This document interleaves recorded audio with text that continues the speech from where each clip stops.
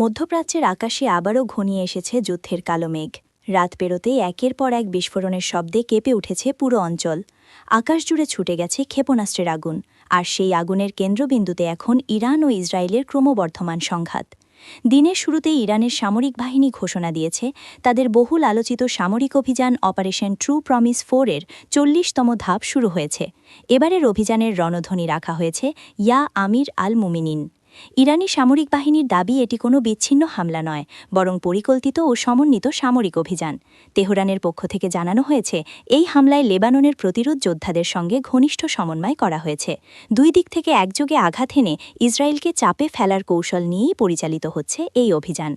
ইরানের সামরিক সূত্র বলছে তাদের বিভিন্ন আধুনিক ক্ষেপণাস্ত্র ইতোমধ্যেই ইসরায়েলের গুরুত্বপূর্ণ স্থাপনাগুলোর দিকে ধেয়ে গেছে। তেহরানের দাবি অনুযায়ী আকাশ চিরে ছুটে গেছে কদর, ইমাদ, খাইবার, শেজিল এবং ফাত্তাহ সিরিজের ক্ষেপণাস্ত্র। লক্ষ্য হিসেবে বেছে নেওয়া হয়েছে তেল আবিব, আল কুদস এবং হাইফা শহরের অন্তত 50টি গুরুত্বপূর্ণ সামরিক ও অবকাঠামোগত স্থাপনা। ইরানি বাহিনীর মতে এসব মিসাইল অত্যাধুনিক প্রযুক্তিতে তৈরি এবং এগুলো ইসরায়েলের আকাশ প্রতিরক্ষা ব্যবস্থার জন্য বড় চ্যালেঞ্জ হয়ে দাঁড়িয়েছে। এই মুহূর্তে আন্তর্জাতিক পরিস্থিতির এমন গুরুত্বপূর্ণ আপডেট জানতে চাইলে অবশ্যই আমাদের চ্যানেলটি সাবস্ক্রাইব করুন। ভিডিওটি ভালো লাগলে একটি লাইক দিন এবং আপনার মতামত কমেন্ট করে জানান।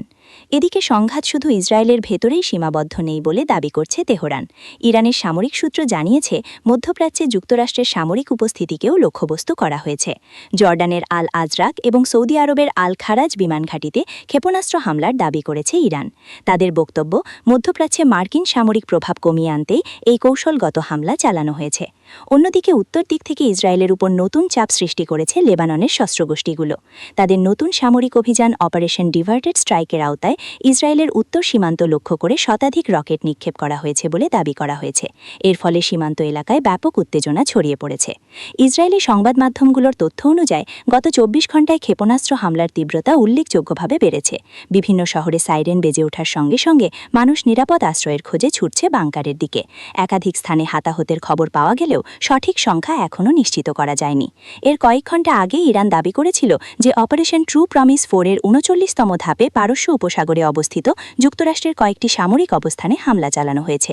ইরানের দাবি, ওই অভিযানে খোররাম শহর ও ইমাদ ক্ষেপণাস্ত্র ব্যবহার করা হয়েছে। যদিও এসব দাবির স্বাধীনভাবে যাচাই এখনও সম্ভব হয়নি।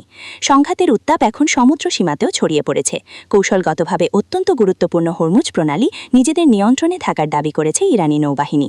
ইরান সতর্ক করে বলেছে, যুক্তরাষ্ট্র বা তার মিত্রদেশগুলোর কোনো জাহাজ যদি এই জলপথ দিয়ে চলাচলের চেষ্টা করে তাহলে তাৎক্ষণিকভাবে প্রতিরোধ করা হবে।